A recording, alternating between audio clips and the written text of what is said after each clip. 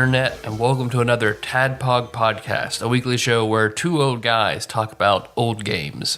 I'm your bearded host, Tyler, and... Yeah, why do you sound so awful? I am sick. What? You get sick? I think I've seen you sick maybe 3 times. It doesn't happen very often. But last night, I was taking a shit playing Song Pop, and I just started shivering uncontrollably.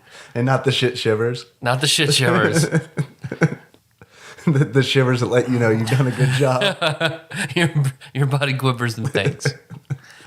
So there may be sounds of me blowing my nose or coughing or just sounding, there you go. You guys know, but I'm here recording for the Tadpog Nation. You're a trooper.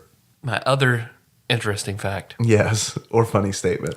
Throughout middle school, high school, some of college, until I met Meg, I essentially lived in the friend zone. I was friend zoned by a lot of girls. Are you familiar with the friend zone? I am familiar with the friend zone. I'm trying to think of something that I can reference it to put in the show notes. Reddit. Oh yeah, they have a lot of friend zone memes. Where did that come from? I think the first time I ever remember hearing it was on Scrubs. That could be it. I don't know if that's the origin. Yeah, I don't know where it starts.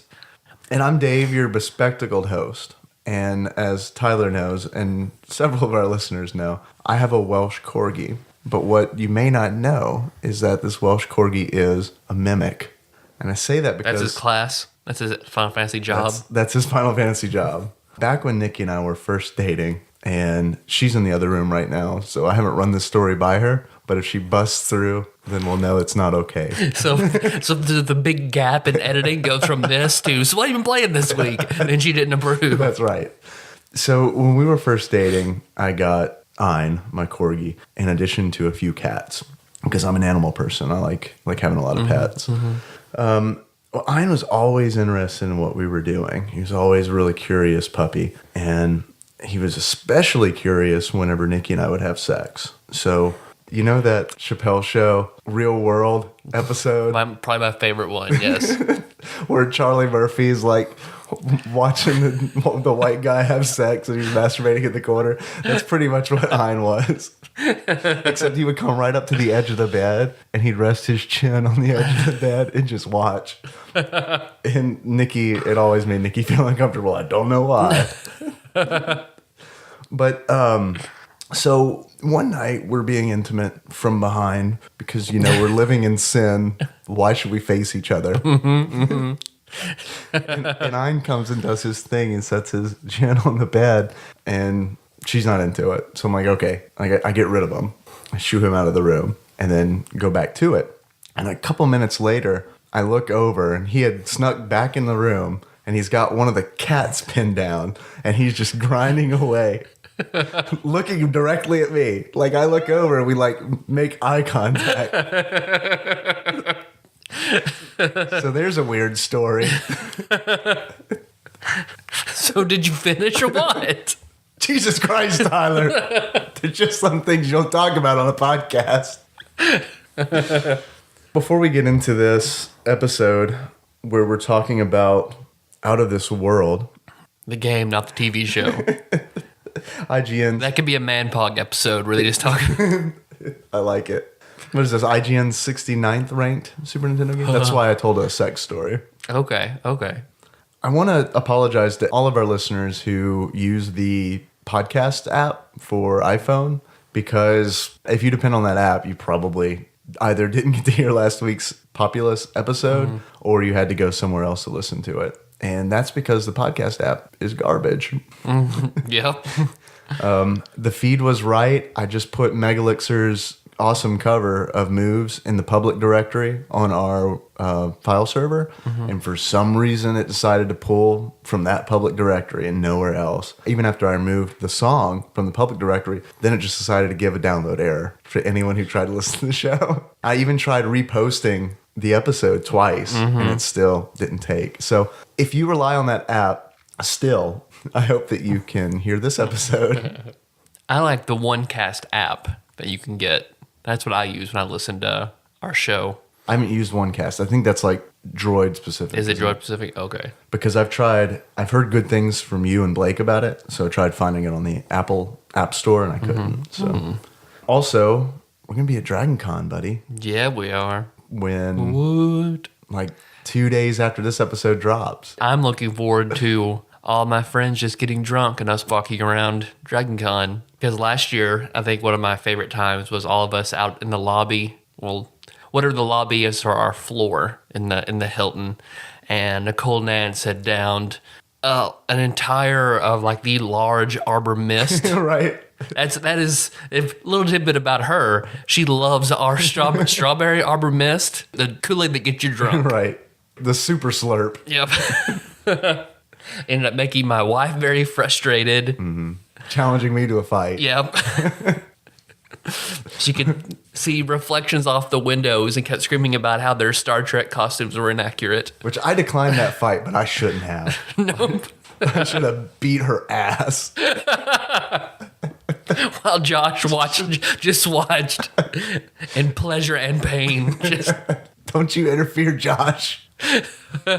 So what have you been playing this week, Tyler? Song pop. song pop while getting sick. This week at work, the kitchen manager that takes the brunt of the hours was gone this week. So I worked way more than I've worked in a long time this week. So I didn't play anything but Out of This World. You played real life Cooking Mama. Yep. Yep. I listened to a lot of podcasts, and I started Emperor of Thorns. Okay. So yeah, you're right about that title. And because I would just sit there and I'd have to prep. I bet I cut down 40 pounds of lamb just listening to podcasts and books. I'm enjoying the series, but my review of King of Thorns was great fantasy novel. I love the dark character Jorg, but throwing in all the modern day elements, I don't dig.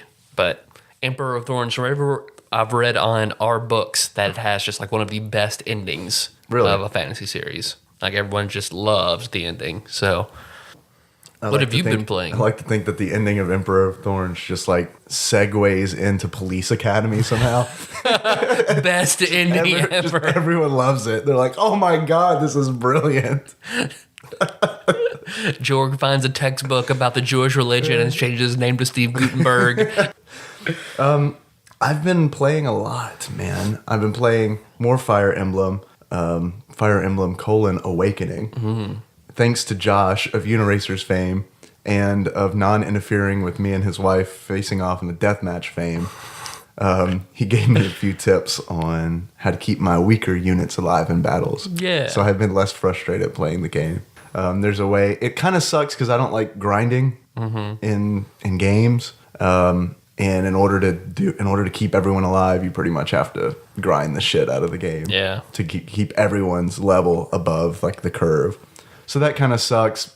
But the upside is I really do like the combat, and I like how the mechanics work in the battle, so it doesn't feel too grindy. Okay. Nikki and I have been playing the Final Fantasy XIV Realm Reborn early access. We started that last night. We rolled 2 Dunesfolk Lalafell. So I am playing a pugilist currently. Nice. Hopefully monk sooner than later. And she has been playing a gladiator. Okay. We are on the... Is that like Warrior? Yes, it is like Warrior. They kind of split it now because you do classes before you do jobs. So it's kind of like Final Fantasy 1, you know, where you've got Thief turns into Ninja, that kind of shit. They're taking that angle. Like once you get to level 15 with a class, then you have to level another class. And when you got those 2 leveled, you can have a job. Oh, okay. So it's like a mix of Final Fantasy Tactics, where you have to have the prerequisite jobs, and then Final Fantasy 1, where you go from one to the other. I like that. They've actually got a job system in this MMO, which I think is pretty interesting. I like that a lot. We wanted to get in on the Leviathan server, but that motherfucking server is full of shit. So we're on Kuril. I never know how to pronounce that monster's name. Coeurl. Oh, okay. Coeurl. Coeurl. It's the fucking panther with the tentacles. The catfish tentacles. Yeah. So we're on there if anyone listening wants to jump on and fuck around with us. Also, I know it's a really long what we've been playing segment, but I've been playing Papers, Please. Oh, I'm interested in playing this. Papers, Please, I heard about on the Besties podcast. It's a game that's set in 1981, 82, and the art style is all done like a game from that era. You play a guy who runs a desk at a checkpoint between countries that are behind the Iron Curtain, and essentially all you do the entirety of the game is people come into your office and they give you their passport and all their papers needed to enter the country, and you have to review them and approve or deny them. I know that sounds boring, but it's not, because they tell the story of a nation all from your desk. Really get to see how this nation changes, all because of you, a cog in the machine, who you decide to approve and deny into the country. So it's pretty cool. It's also got like 20 different endings. And what is Papers, Please for? Papers, Please is for PC and Mac. Okay. So it's nice to see a Mac game as well. But I bought it on Steam. I think it was like $10. Okay. And Nikki and I both played it and totally feel like it's worth the money. But like all things Steam, it'll probably be on sale. Yeah, come Christmas, yeah. That's when I'll probably pick it up then. All right, Out of This World. Out of This World. Yeah. As I was playing it, I was like, Tyler is absolutely hating this experience. I think that is putting it lightly. As I was playing it, and I felt like such a fucking Benedict Arnold, because I was like, man, Tyler hates this game, but I fucking love this game. I just hate cinematic platformers so much. Like, there are some racing games, but some racing games I get behind. There are some sports games that I get behind. Cinematic platformers, meh. I was looking into it. I was like, are there any cinematic platformers that I like? Yeah. I reviewed videos and shit on the internet. I found one. There's one that I like, and I played it and enjoyed it for all the reasons that weren't the cinematic platforming style, which is Limbo. Okay, I'm glad you brought up Limbo. This game reminded me a lot of Limbo. And I know that seems backwards, but I played Limbo years ago while I never played Out of This World as a kid. But playing Out of This World, it reminded me a lot of Limbo, because everything's, well, I shouldn't say everything. A lot of things are like silhouetted in the background or foreground of this game. And for the majority of the game, I feel like you're not fighting so much as you are just running away from inevitable doom. Yep. Which I felt like you were doing pretty much all throughout Limbo. I guess I just like the art style and the horror suspense that was The Limbo. horror suspense? The horse. The horse suspense? The horse suspension. That was just great. Horse above the game. Just the engineering that it's all horse related in Limbo was just magnificent. The bio-equine. Which I guess makes complete sense, because horses are biological creatures. So I guess bio-equine is kind of redundant. Before we get too far into it, Tyler, I know that Miller would be very displeased if we didn't do a little segment that I like to call Dave Reads from Wikipedia. Guys, Another World, also known as Out of This World in North America and Outer World in Japan. I don't know why this game had 3 different fucking names. I kind of wish they could just choose one. And by the way, why the hell did they call it Out of This World in North America when there was already a North America television show called Out of This World? Yep. Like, were they just hoping that, like, middle-aged moms in Walmart would get confused? And, oh, yeah. So, anyway. Fuck you, Delphine. It's a 1991 cinematic platformer designed by Eric Chahi. I'm probably destroying that name. He's a French dude. Eric. He developed it for, like you said, Delphine Software, who we know from Flashback, the other cinematic platformer that we both loved so much. I don't know why that cinematic platformers, all of them that are on this list are all sci-fi. Yeah, I guess there was just a chunk of them that came out around the time that were science fiction. I know you said you did some research on the genre. Have you found like many others that stray from? No, they would pretty much all stick to that. The sci-fi tropes. Yep, except for Oddworld, but I guess that's sort of... Which I never played. I didn't either. I didn't even think of it till I was watching videos about examples of current cinematic platformers, because I was like, how would you consider Assassin's Creed a cinematic platformer? But apparently no one does. I wouldn't. The game tells a story of Lester, Who named your main character Lester? Lester, a young scientist who, as a result of an experiment gone wrong, finds himself in a dangerous alien world where he is forced to fight for his survival. The game was originally developed on an Amiga, for the Amiga, Atari, Apple II. The cactus monster. And DOS, yes. I'm not sure where it is on the wiki because I looked at it earlier doing research. Somebody that helped program it is a girl named Becky. Okay. And it gives her nickname. Her nickname is Burger. Burger. What kind of girl do you have to be for your nickname to be Burger and for it to be included on the Wikipedia page? Old Burger Becky. Did she have a link? Was there a link to it? No. There are a few different ways I could go with this. I don't know which is the most offensive. So I'm just going to leave it alone. Yeah, it's fine. It's fine. So that maybe Jess could actually promote this episode without fear of retribution from her advertisers.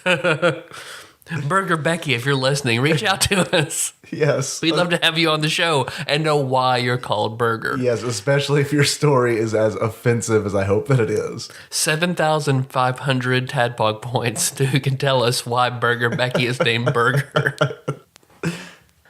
So yeah, cinematic platformer there, buddy. Well, watching the intro to the game, because it's sort of a rainy day when Lester drives up to this secret base and his badass Ferrari. Yep. He gets out and he scans his fingerprint, and the computer is like, "Oh, I see you drove here today in your Ferrari." I know.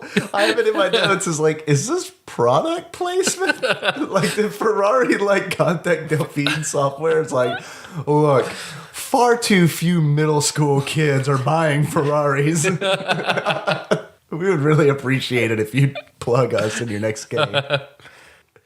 And then he goes in and he has one of those weird old Pepsi style cans where you have to rip off a section of it. He's drinking soda just making antimatter. Right. Just sitting around the old particle accelerator. Well, yeah, it's struck by lightning and then somehow Tron-esque style takes him to another world. Yeah, you see a smoldering crater where his chair used to be. And then the next thing you know, you're in a pool of water. Which I will say that I died immediately when I started playing this game. I just sat there and watched myself just go down. It was just right off the bat. Yep. Because the cutscenes are pretty much seamless to a certain extent with the gameplay. So I watched the cutscene. I thought it was a well done cutscene, especially for a Super Nintendo game. Everything's all, vector based. So it's got this really unique art style. So I was just sitting there watching, and then, there he is in a pool of water, and I'm like, I wonder what's going to happen next.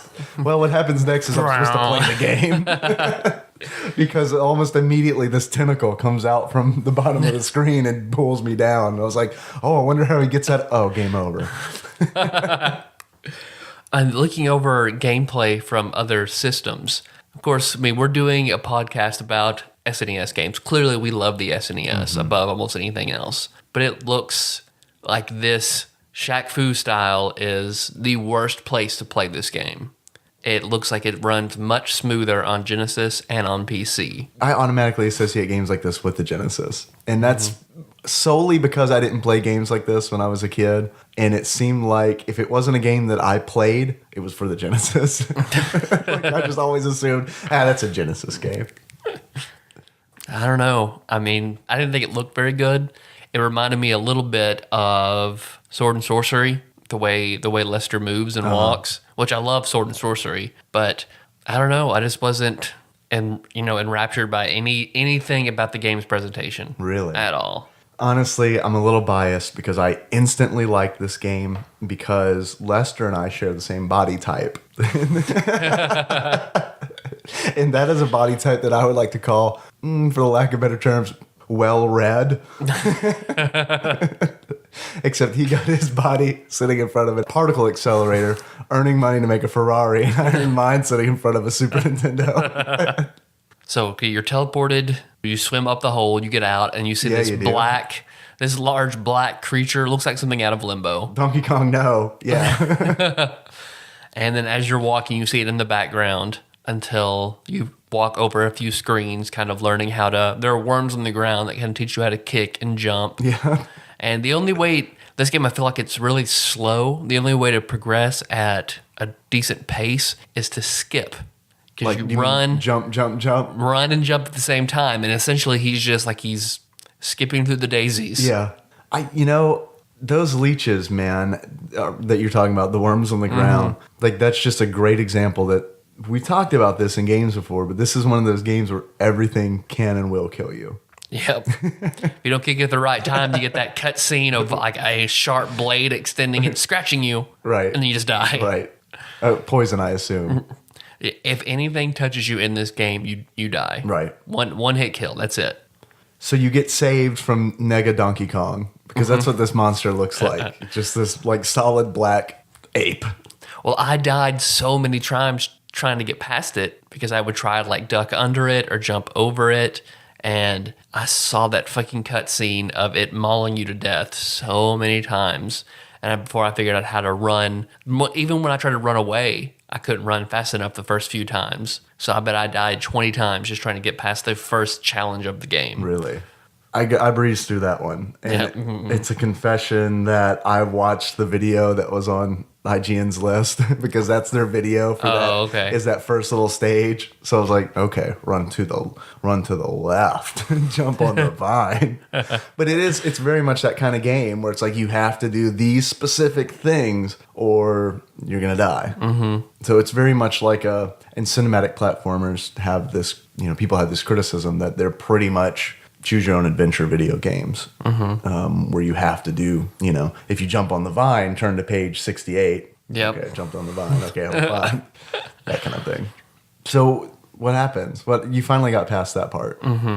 So you jump on the vine, you swing past, and as you're running, you get back to where you were before, and there's like this big cloaked figure pacifies the shadow beast and shoots you and takes you prisoner. Put you in a giant swinging cage. Yep. The main race of this planet look like just these beastly mongoloids. They all look the same. They're all wearing like black wife beaters and underwear. I'll make a Buffy the Vampire reference. Okay. Buffy the Vampire Slayer. She's not a vampire. She's Buffy the ridiculous. Vampire. Season 1's villain, the Master. It looks like it's a whole bunch of masters. Oh, really? I haven't watched Buffy the Vampire or Buffy the Vampire Slayer. I just thought they looked like big toes with clothes on. You can see that. Like their torso and head are connected. They're just a big toe and then just arms and legs coming out of that. You're in the cage with one of those things. Right. And you swing left and right until the cage breaks and you fall down. Right. And, On a guard, crushing him. you take his gun and then the creature says something to you. Something like, Yeah. I watched Something like that. I watched a video, like a 5-minute video dedicated to that one line. Can you give me the link to that? Yeah, it's like the Grumpy Gamers or something like that. And they keep a running count of how many times they say it while they play through it. Man, all right. No, I wish we'd have thought of that. Well, if somebody was sending us that external capture card. Hint, hint. So yeah, you pick up the guard's gun that you squash. Rather, you pick up the gun of the guard you squash. And the gun's an interesting game mechanic in itself because it has 3 different fire modes. Just a regular shoot function, which fires a disintegration ray, essentially, which I want to pause and just say that I really like how that looks. Because when you hit an enemy with it, they essentially turn into a skeleton, and then a few seconds later, that skeleton bursts into like dust particles. I really like that. It reminded me of something off like on The Simpsons, Bart playing a video game. That's something he would in the arcade. Like, Right. I mean, that's what would happen.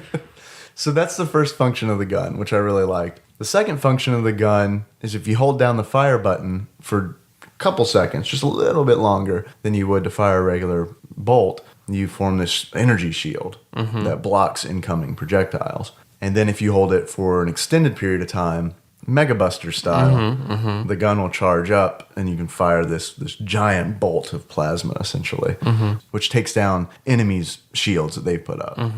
And other barriers and obstructions that are in your Right. way.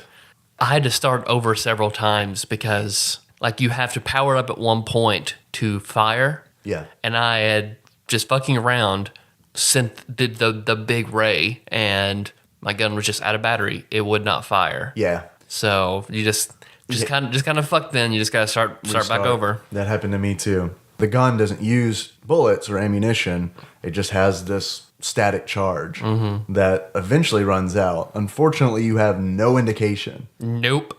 of whether or not you're low on charge or not, which some people attribute this game to survival horror. Like they say that this game influenced modern day survival horror because of that. Okay. And because you're trying to manage your quote unquote ammo, you're trying to keep that charge up, so you don't want to use it puts you in a position where you only want to use your gun when you absolutely need to use your gun, and at other times you should just run the fuck away. Yeah, that's very Resident Evil. So I thought that was interesting. Well, Resident Evil 1 and 2 and 3. But mainly 1. Yeah. Because I think even 2 got into that arena where it's like, I'm shooting a whole lot more than I was in the first game. Ashley Shake really wants to do Resident Evil when he comes in, and he bought the remake of 1 for GameCube, which has cut. has an interesting twist of if you don't light zombies on fire after you kill them, they come back much stronger and really? faster. And so essentially, like, you're kind of fucked if you're Chris. It makes it even harder because then you have to go find a way to. You can only do it, I believe, with fire rounds from your grenade launcher. And then for Jill, it's easier for Jill because she has the lighter, but you have to keep. You only have so much fluid. Right. So if you kill a zombie, go off screen a few times, come back, it'll be a red zombie that's extremely fast and you're just dead. That is awesome. So, and it includes a new thing, like right outside the mansion, you can go around to the garden and there's a casket suspended on chains in the garden. And that's whatever, I don't know what's in there. I haven't looked it up. I want to play the game. Yeah, I do too now. So I know there's something in there that wasn't in the first one. So Dracula. I'm looking forward to it. It is probably a vampire. Buffy. But once you get that gun, I feel like the game is a lot. Getting in a firefight with an enemy, I found to be really frustrating. It is frustrating. Because, like, get up your shield, try and get close enough, keep moving back and forth and firing. And, they go through your shield a lot quicker than you'll go through theirs. Right. And there's one part, as soon as you get the gun and then you're running off, that your friend is trying to activate the elevator. And then you have to shoot down an enemy that's coming at you. Right. Oh, I died so many times trying to do that. I did too. This game is hard. It's very hard. Make no bones about it. I think this game is difficult. Saving grace is that it's short. It is short. Did you finish it? I did finish it. I finished it as well. I pulled out the majority of my teeth just to find relief in that pain. I didn't want to mention that you were pretty much toothless, but yeah. My wife likes me toothless. Yeah, I like that it was short too. I felt like it was the length was just right. For the challenge, like I've seen speed runs. I watched some speed run videos after the fact, and people would beat it very, very quickly. A guy taking his time but not making any mistakes could beat it in like 28 minutes. Well, see, that's what I was thinking as I was playing it, because each time I get past a stage, or I shouldn't say stage because there's not really stages, there's just screens. Once I bypass a difficult screen, I would think to myself, now that I know how to do this, I bet if I could pull it off mechanically, that I could probably finish this game in no time. Yeah. I think the speed run was like 10 minutes maybe. That sounds about right. Yeah. I thought that out of all the cinematic platformers that we've played, I feel like this was the most cinematic. Mainly the reason I say this is because I think the music really served well in this game, because it's not noticeable at all when nothing is happening. But like when you're in a firefight in a corridor, the music changes, they ramp it up, it gets louder. It's not your typical game where you've got, level 1 music and then level 2 music. The game felt like it was scored. Mm-hmm. And I liked that. Yeah. I didn't particularly care for the music itself, but I thought the use of the soundtrack was well done. Yeah, we can agree on that point. But because I dropped my controller and had to walk away and walk outside and just hands behind my head and just walk around for a while several times. Is that why you came over to my house and kicked that box I've got in the... He's like, give me the Leighton box, man. The Leighton box. But it does have a very forgiving password system to where after, I guess, 4 or 5 cinematic puzzles, it'll give you, your password will go to different chapters where you can go back and repeat. And there's checkpoints to where you don't have to enter the password. I thought that was a really nice part of the game is if you get to a point where you would get a password, whenever you die, you automatically restart from that point instead of all the way at the beginning. Yep. I found it very handy whenever you have to go underground in the cave and there's where you're having to avoid rocks that are dropping on you. Yeah, that's I think that was the worst part of the game. Yeah, that was terrible. Like your timing has to be like it was worse than the Sparkster timing trying to get past that flood. Yeah, because it has to be so perfect. And then, of course, if you just so much as glance a rock, dead, start over. Yeah, and it also doesn't help that I felt the same way about this game's controls as I have about all the other cinematic platformers we've played. I feel like the controls of this game were mushy. And it also felt like they took the approach where it's like, you pretty much do everything with one button if you want to. Because sometimes I would go to jump, but if I was holding up when I tried to jump, I would fire my blaster. Yep. That would fuck everything up, of course. I'd have to restart. So I didn't like that approach where it's like, let's just make all the buttons pretty much you can do anything with them. Because I remember sitting at that, watching those rocks come down, waiting for them to sink up, and then go to like, okay, I'm going to run. And I'd take 2 steps to walk, then pull out my gun and just get squashed by the rocks. So, fuck, I hate these cinematic platformers. Yep, you have to push the D-pad before you hold down the button to run. Otherwise, you're pretty much going to jump to wherever you want to go. I hated it, but I beat it. It was good that we had a shorter game this week for me because I hardly had any time. That being said, if I was a kid and bought this game for $60, I would have been pissed. Really? Because I just don't feel like there's buying it nowadays really cheap. I feel like when you're playing in your spare time, I feel like now it's good. Yeah. Back then when games were super expensive and it was rare to get a Super Nintendo game, you might get one every few months. I would have been pissed. I think I really would have been impressed with the graphics. The graphics, Mom. Look at the graphics. I think I really would. Because that vector style is pretty much the grandfather of polygonal modeling. So knowing that, I think I would have been impressed with it as a kid. I probably would have been frustrated, and I probably never would have beaten it as a kid, mainly because I couldn't even get past like the first 3 screens of Flashback. I don't know how the fuck I would have handled this. How often would you say you got games as a kid? Whenever I bought them. Okay. So not very, because I had to buy my own games.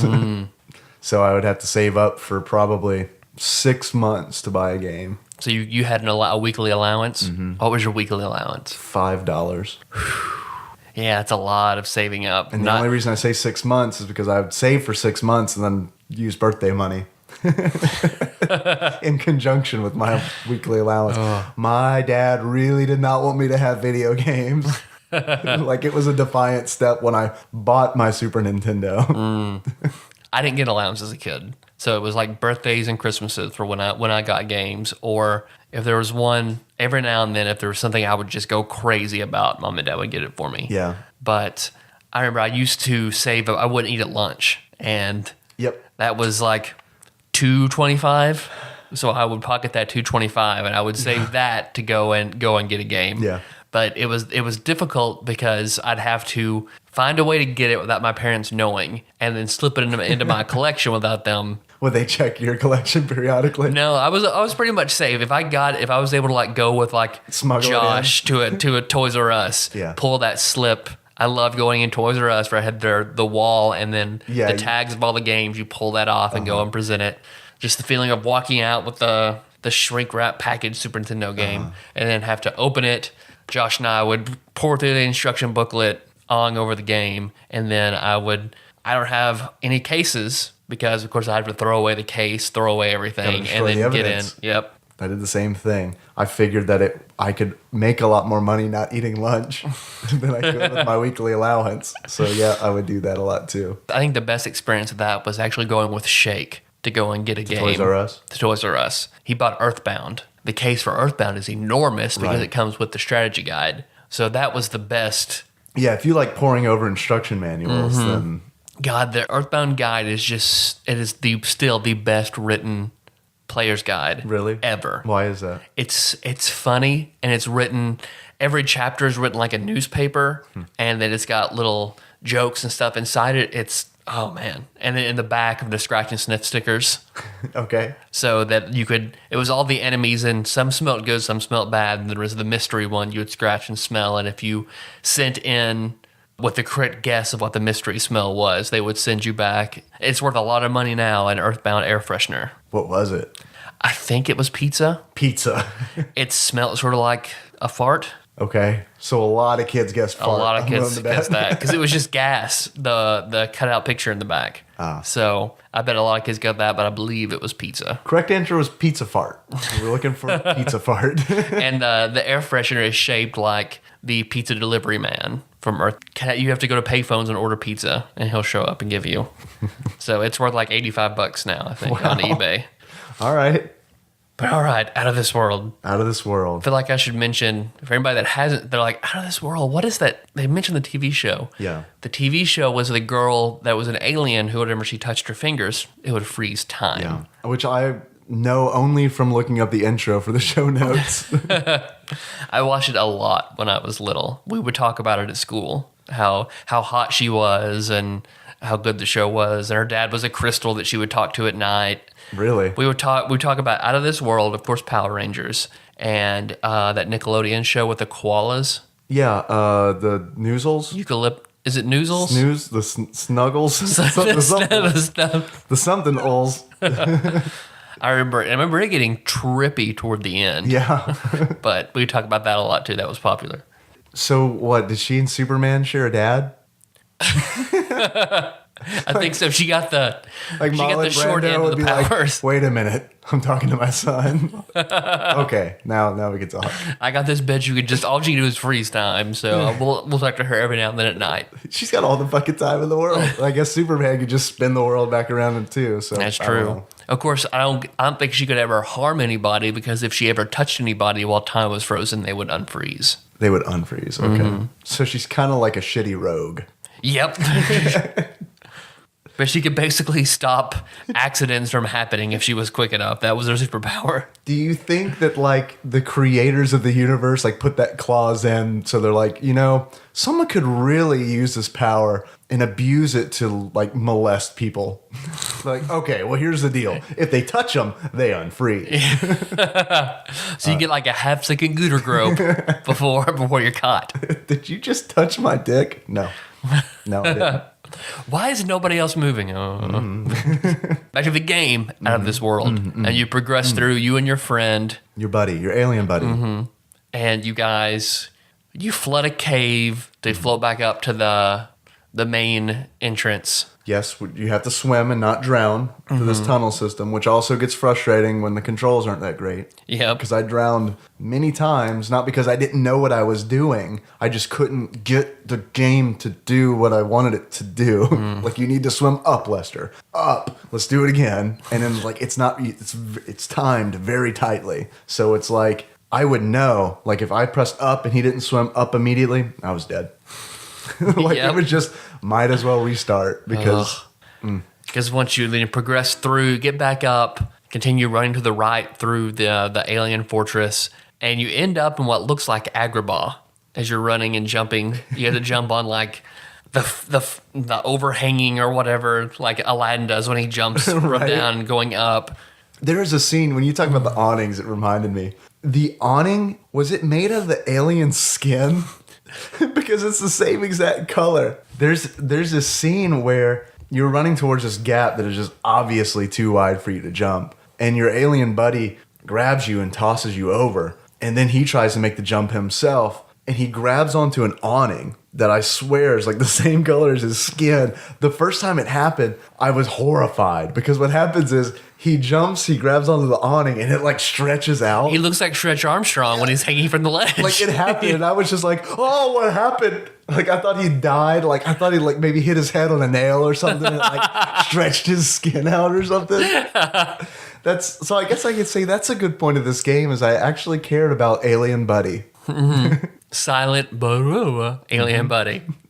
Cat applause. Something I can't remember. But then you go through Agrabah. Yes. You find another alien. Apparently they had to censor it because you crashed through a bathhouse. A Harlem, yeah. And apparently for the SNES, Harem, not a Harlem. You crashed through Harlem. You crashed through Harlem in this weird. Al Sharpton's like, what the fuck this kid doing here? Yeah, I heard this story as well. There's too much butt crack. They had to shorten the butt cracks by 3 pixels. Yeah, thanks Nintendo for looking out for us. And like the Venus flytraps look like they drip blood from their mouths, so they had to change that. I read that, but where the fuck were the Venus flytraps? I guess they just took them out completely in the SNES version. Because I know there were those like pit of sarlacc creatures on the ground that you would step on, and I know there were like those tentacle monsters that would hang from the top. But I don't remember any Venus flytraps. I don't know. I guess they just like, these look like they have blood. Take them out. Get them out. Shorter butt cracks, no plants. Shortly after that, you find a static recharge station for your gun. Right. You started getting into a lot more firefight after that because there are way more aliens here, and that's when like you start noticing they have this rolling bomb Yeah, power. these grenades that they roll at you. Which there's a part in the game where I actually had to look up what the fuck I was doing wrong, because there's a part in the game where you have to utilize an alien rolling those grenades at you in order to open up a new part of the area. And it's on a completely different screen and everything. Like I was stuck because I could not figure it out. Yeah, turns out you have to provoke this alien to roll a grenade down a flight of stairs. Okay, that reminds me because it was a difficult puzzle. It's like, why would you? I remember looking up a Sierra game with like the most notoriously difficult puzzle of all time. Leisure Suit Larry. I forget what the game was, but it's a old Sierra game, and you go into a house, and the only clue is it's all backwards. And like it's like a loom that spins gold inside the house and stuff like that. So it's set up to be the Rumpelstiltskin tale. So you think when you have to put in a word, you think it's Rumpelstiltskin backwards. Okay. Whenever they re-released this game, it's LLA because it's all backwards. You're not far. You're not far off. They edited it. It's like a Gary Gygax riddle or some shit. It is. It's fucking awful because what you have to do is reverse the entire alphabet and then put it so like you write down Rumpelstiltskin, reverse the alphabet, and then correlate the letters to be the reflections of what they would be backwards. Nope, not doing it. And then put that in backwards. Nope, not doing it. So it ends up being like Nisnilasnok. I can't even understand what you're saying. Yeah. Let alone, I don't think I could do this. I think I saved it. I'll send it to you and we'll put it in. Or everybody remembers that game. Please, I'm sure someone will. Yep. Then it's you going through increasingly difficult puzzles through their lair more and more. You get trapped in a corner at one point after running from all sorts of these aliens and after throwing up tons of shields to get under a grate for your friend who you lost whenever he jumped. He finally comes back, busts open the grate, and pulls you through the ductwork system. A very cinematic moment, let's say. You eventually get to one of my favorite parts in the game. I'm maybe jumping ahead a little bit. Probably am, but fuck it. You eventually get to a spacecraft, like a small spacecraft that you and Alien Buddy sit in, and you launch. And what happens is you wind up in this alien arena where you see like these alien gladiators fighting in the background, and then blomp, there's your spacecraft, and they just start like lobbing grenades and shooting and like firing missiles at you. And meanwhile, you're inside and there's all these buttons. And what you do is you essentially use the D-pad to move your finger, and you just like randomly start pressing buttons until eventually you hit the eject.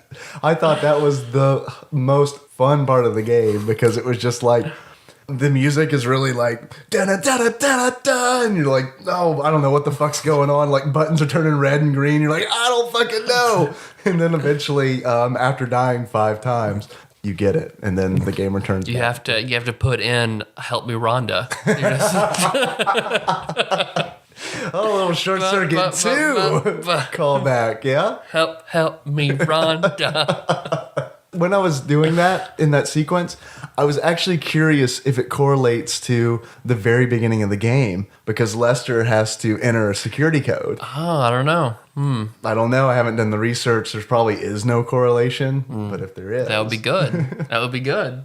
One alien won't quit chasing you. Red One Eye. of those guys. And And red eyes. yeah, and you get through to the end. There's like a lever, and the red-eyed one fatally wounds you. Yeah, he first of all, like, kicks you off a ledge. Yeah. He kicks you off a ledge, and then, I'm sorry, that's what happens when you don't do it right, like I did about 1,000,000 times. I'm sorry, I got ahead of myself. Yeah, he, like you said, he wounds you, and you're just little Lester, and these guys are huge. And he pretty much kicks the shit out of you until Alien Buddy comes to your rescue. And drops down. They're wrestling, and you have to slowly crawl over. It's torturously slow. It's torturously slow, but it's also, I was excited because it was one of those where I was like, man, I was fucking slamming down on the button. Like of course it didn't make any difference, but the first time going through, I had no idea. And once again, they've got that music. It's da-na-na-na, it's going, and it's like, fuck. And I'm like trying to hit the turbo on the motherfucking B button. Tangent here. The sound when Alien Buddy and Red Eye are fighting, that sound of them like hitting each other is just really disturbing. It's probably like the most accurate hitting sound at a Super Nintendo game, because it does sound like someone like took raw chicken out of the fridge and just slapped it. I was thinking you were going to have to pull out your gun and kill one of them. And it was hard to keep track because they were flopping over each other over and over and over again. You've got that mischance. Yep. You're firing into melee. Yeah. Well, you pull the lever, and I forget, how does Red Eye die? Well, Red Eye eventually knocks Alien Buddy off of him. Da-na-na-na-na-na-na, the music is going da-na-na, and he turns towards you and starts walking towards you. Da-na-na-na, and then you pull the lever over on the side, and it opens up this hatch in the ceiling where this beam comes out and pretty much disintegrates his ass. Okay. And then That was on Ambien when I finished this game. awesome. That probably made it better. And then what happens is I thought I died here because I was like, yes, I did it. And then lasers start shooting from the ceiling. And just died.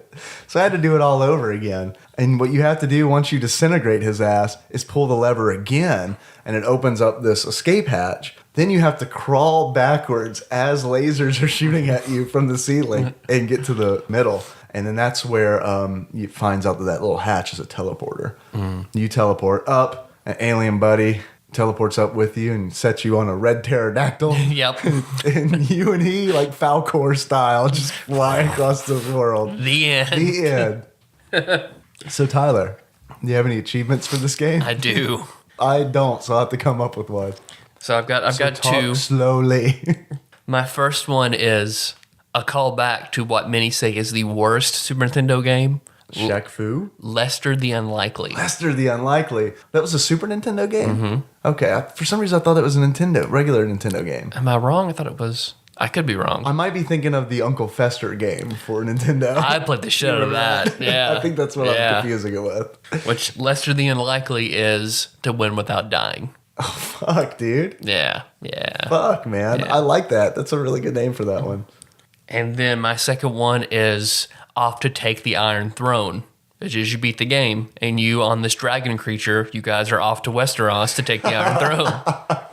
We need a recut of this ROM. We need it hacked so that when you teleport up to the dragon that you take off on, Lester just goes, "Where are my dragons?" The only thing I've been able to come up with in the time that you've given your 2 achievements is A Whole New World. That is a take on the name of the game and the whole awning situation that you've talked about referencing to Aladdin. So in order to get A Whole New World, it's impossible to get, by the way.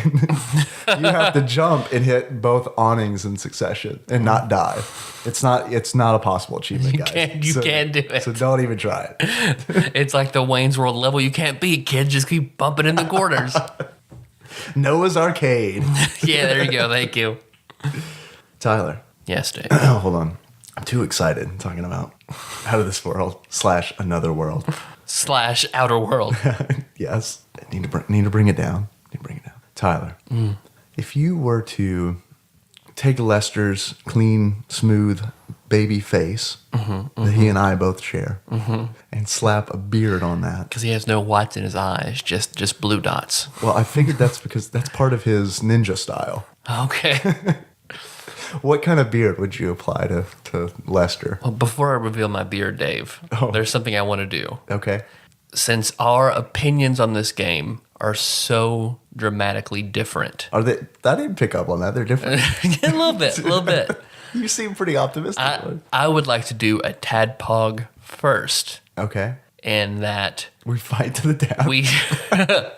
We split the beards and glasses into what each of us bring to the table. Oh, God. Okay. So I have a beard prepared. So what you're saying is you didn't bother coming up with glasses? I did not, because I wanted to say I think you should do the glasses because we have two very different opinions. Fuck, I'm not prepared for this, but yeah, okay, I'm in. Did you watch the movie Beetlejuice? Yeah, I watched the movie Beetlejuice. I've got it on Blu-ray if you want to watch it when we're done recording. In Beetlejuice, there's a scene at the end where Beetlejuice is trying to marry Lydia, and Beetlejuice ages Lydia Dietz. Alec Baldwin. Yes.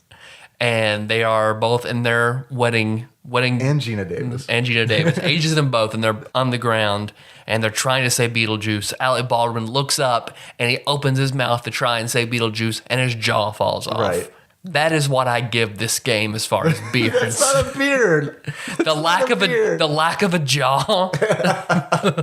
Dave. Yes, Tyler. If you were to give this game, say, some kind of protective eyewear that can overcome the evolutionary trait that we have bred into ourselves as humans, what would you give this game? Okay. I have given it all of 30 seconds of thought, and what I've come up with is I would give this game the badass green visor that is apparent in every generic sci-fi film or comic book. It seems like everyone's always wearing this green visor of the 90s, of course. Let's go ahead and throw that caveat in. I would give it that because, like you said earlier, the cinematic platformer is totally the realm of the sci-fi. And it's badass, just like this game is badass. Yeah. But a little dated. And you probably wouldn't wear it out in public and expect to get laid. You don't mean to go to the club, come home. Hey girl, I'm gonna show you this game. This game's badass. I don't know if that would be an amazing thing or a horrible thing. You if make went her out to the club. You beat it in 30 minutes and make her watch it for 30 minutes, and then just drop the controller like you're dropping the mic. The way that you phrase that is awesome, because you could take it that she watches you beat it for 30 minutes. I think we had some people call us, Tyler. Oh yeah. You want to hear from them? Yeah, I do very much. Hi, this is Josh, not of Uniracers fame, but of infamous Madden 94 fame, and I was hoping to reach Dave or Tyler. Instead, I got a lot of, rings and then fucking TADPOG. So, to leave my message, here's the thing. It's Wednesday, it's 7:30 p.m. Pacific Standard Daylight Time, and I have a TADPOG episode to listen to and a Dexter episode to watch, and I'm totally picking TADPOG. I'm absolutely 100% going for TADPOG. So don't let me down. I know the show, I've downloaded it. It's 90 minutes. I'm looking forward to 90 minutes of greatness while I eat my dinner. So anyway, that's it. Hope you guys are great. And if you're not, I will call in next week. This is a brave gentleman to listen to our show while he eats dinner. Because specifically the episode he's referencing is the one where I think we, no exaggeration, spent 20 minutes telling a story of rubbing semen on a carpet and projectile vomiting. Well, see, Josh, I know Josh from seminary, and Josh was one of the few people that while we were at seminary, that I could tell the worst stories, and he would never flinch. Really? Always laughed. A lot of people, I had so. He's our ideal listener, is what you're Yes, saying? he is our ideal listener. He and I guess Blake, that fucking asshole. Blackthorn fame? Of Blackthorn fame, of Ultimate Heel fame. So metal. But yeah, Josh Edwards is always on board for whatever gross thing I could dish out. I had one girl that we were Facebook friends. Graduation day, she unfriended me. She was just waiting to never have to see me ever again. You want to put her on blast? I'm still friends with her husband. So. Oh, okay. So no then. All right. Well, as soon as he unfriends you, it's a free-for-all. I'm honored that we were chosen over Dexter. I'm not sure if you made the right choice, Josh, but I'm glad that you made the choice you did. I'm current on Dexter, and I think he did. I'm digging this is the last season of Dexter. I like it, but I don't think it's great. Last season I thought was excellent. I stopped watching when they introduced Edward James Olmos. I love that season. Is it good? I stopped watching it mainly because maybe I should say this for an intro, but maybe not because it's really boring. I don't like hour-long shows. I just don't. If I'm spending an hour watching a television show, I'd rather put 30 more minutes and watch a movie. That's how I feel about it. Okay, I can see that. I'm hard pressed unless it's something I really want to go see for me to even go to the movies. Yeah. So I like HBO and Showtime hour-long shows. Yeah, If it's an fair. hour-long show that's a network show, I'm less likely to watch it. Yeah, I agree with that. Because, I like watching Game of Thrones and stuff like that. Well, there's BBC Sherlock, which is as long as a movie. But see, I'm totally fine with that because they feel like movies almost. So anyway, yeah. Josh mentions hearing fucking TADPOG. That's our voicemail We've intro. never addressed it before. No, never ever. And no one's ever brought it up until right now. Go ahead. I'm going to go ahead and plug the phone line. If you want to hear fucking TADPOG, what you need to do is call 270-883-2555 and leave us a voicemail. It seems like more people are listening to the show. I'm sure that maybe 80% of it is probably Josh's mom. Yeah. If you're a new listener, call us and ask us a video game related question. Or Golden Grove related question, or a would you rather, or Specifically, if you could craft a question that encapsulates Golden Girls, would you rather in video games? We've had some callers come close. I feel like we should explain why it says fucking TADPOG. Yes. Because we went to do the George Costanza answering machine. Right. And I had written a little thing to sing into it about Believe it or TADPOG. not, I don't remember where it is, yeah. TADPOG isn't at home. Please leave a message. I don't know. Something like that. It'd be good for the show notes. Yeah. And then, but Google Voice only gives you like 2 seconds to record your. Ridiculous. So you got mad and said, fucking TADPOG. I'm leaving it. That's it. Never to be changed again. Nope. I think someone else called us, Tyler. Hey, TADPOG. This is Tyler Dunnigan calling. Just was sitting there thinking and had a question for you guys, which actually I guess this could go for ManPog too. I'd kind of like to see how it differs between the man and the woman's perspective on it. But thinking of all of the cartoons you've watched as kids and I guess video games as well, if you could pick one aspect or concept of the particular program or game that you're thinking of, what one aspect would you really like? For instance, with me, whenever I first watched Dragon Ball Z whenever I was younger, I thought that the power level that each character has, I just thought that was amazing, and I would have given anything in real life would have had that. So what would that be for you guys? Like I said, cartoon, video game, anything basically fictional like that. Also, I would just like to show my appreciation for Model Land. I can't believe I won. And I'm really, I guess, excited to get that, and so I can just dive right in. Anyways, thanks a bunch, and keep doing the show. Loving it. See you guys later.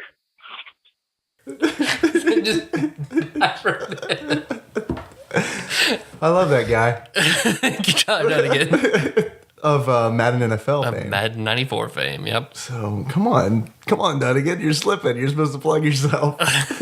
For that, we'll send you another copy of Model One. So do you want me to go first? Do you have one? I'll go first. Okay. I'll go first because I don't have an answer. What I've got is a little story.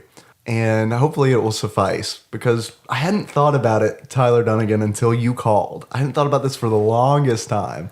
But I think the first erection that I ever got was from Daphne in Scooby-Doo when I was in kindergarten.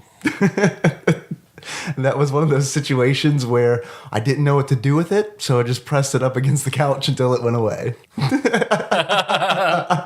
Well, I would like to be able to, like, you know, like you have your ICQ chat log, so you could check your history. I very much wish that I could pull up my chat log from anybody in my life and look at everything I've ever said. And Like Phoenix right conversations. their ass. Yeah. Find the inconsistencies in their testimony. No, just to look back like, oh, when's the last time I talked to her? And then see date, time, what was said, and just, I'd like to be able to see, chat logs. Or I just imagine this scenario where, like, 15 years later, you're calling this girl who's now married and has 2 kids, and you're like, you promised me a hand job on June 9th, 1998. Never got it. I'm coming over. I do know one girl. She likes the show on Facebook. I'm sure she does not listen, but she did promise me a blowjob on Tater Day, like our freshman year of high school. Okay, I'm familiar with Tater Day, yeah. but some of our listeners may not be familiar with Tater Day. I think that's an anecdote for another show. Because as of right now, everyone just assumes it's a blowjob festival, and let's leave it at that. I mean, they're not totally wrong. I'd also, anime-wise, I think having a Death Note would be pretty awesome. What is that? I haven't seen that. It's the anime is about a guy who he's walking outside of his school and finds a notebook that just says Death Note on it, and he opens it up and it has some rules inside of it that whoever's name, if you can picture their face in your mind and you write their name on the Death Note, they'll die. So you can write out how they die, when they die, up to like 45 minutes is the max you can push it. And if you don't specify their cause of death, they die of a heart attack. And this guy starts playing God to bring justice to the world. Like, he takes the Death Note home and doesn't really believe. He's like, this is bullshit. And he sees... He's like Batman meets Odin. Yep. He's watching like an elementary school shooting, and it shows the guy like in the window, and he has a gun up to somebody's head, and it says his name. So then Light, who is the main character, is like, all right, well, let's see. And he looks at the guy, writes his name down, and then waits 30 seconds, and the guy dies of a heart attack.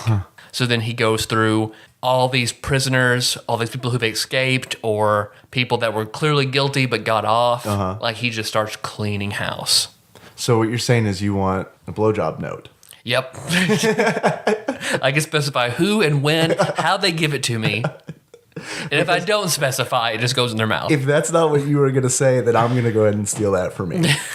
Death Note, Blake and I used to watch it. Last time Wiley was in, we watched a lot of it. So that's an anime I recommend to everybody to watch. Death Note is so good. I've heard it. You and Shake have both recommended that to me so many times, and I just haven't watched much anime at all in the last 5 years. If I decide to get back into it, I'll start with that. Death Note and the reboot of Full Metal Alchemist Brotherhood? are both, fantastic. Because Brotherhood is straight from the manga, so there's no filler. The story's a quarter of the way through, the story completely changes.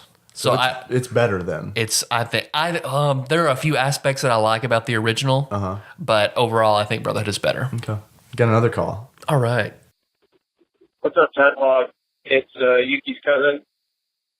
My question I have this week is, if you and 99 other people chosen at random had to face off in a skills challenge of some sort, where the winner of the skill challenge head-to-head lives and the loser died, what skill would you choose to pit against the 99 other people to bet your life on? All right, I'll be listening. Giving myself a hand job to completion. No one does it better. Man, we're on the same page. So that was an easy one. Next.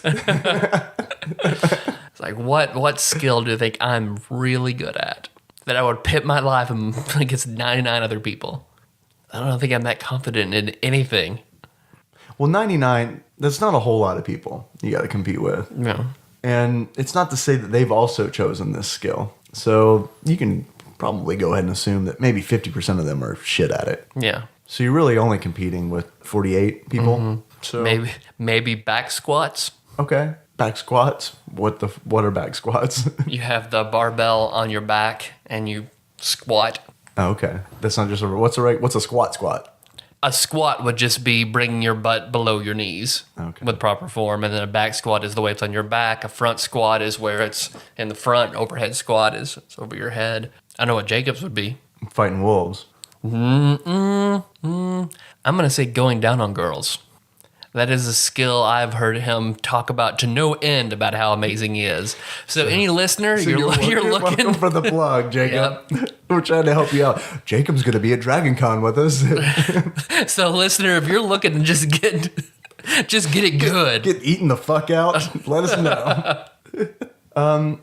Yeah, it's difficult because what skill? I guess I'm really good at. I guess I'm not really good at anything, cousin. I think a design contest, because I think you're an amazing designer. It depends on who else is in the. Just not other people. Just 99 other people. All right, we'll go with design then, I guess. That's it. That's all the people would call us. No Lord Mike with a would you rather? No, would you rather? Oh, Lord Mike. I don't know. Womp womp. I don't know. I hope he's not dead. Yeah, I know. I got people to thank. You have people to thank? Mm-hmm. So for Facebook shares, the silent Lord Mike of Purdue, Thank you. Josh Nance, Nicole Nance, Matt Barger, and Eli. For tweets, Tony, Kid Sampson, Jacob, and Laura Ammons. Blowing up on Twitter. Blowing up on Twitter. That is the closest our Facebook shares have been to tweets. If anyone out there wants to follow us on TADPOG, you can at TADPOG_podcast. So kind words, Josh Edwards. I saw he posted kind words on the tadpog.com site on the Piperless episode.